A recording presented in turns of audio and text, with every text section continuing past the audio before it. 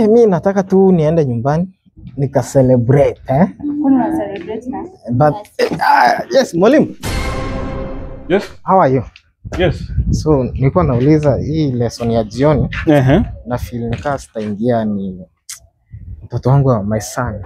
Kuna birthday yake leo, nilikuwa naona tuende na familia. How old is your son turning yote? She is turning 5. Your son unamuita she? Oh. He is turning 5. 5 years. Yeah. Wewe umezeeka. Ni birthday.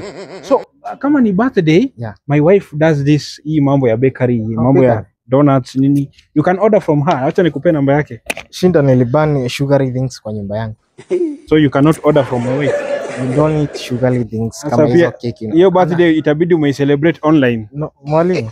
Hakuna kama you cannot order things from my wife. Sasa tu niende. Birthday sahau. Hiyo itakuwa ngumu.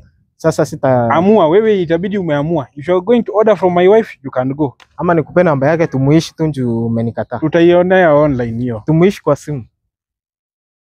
Sawa tu, but pia utakuwa mzazi.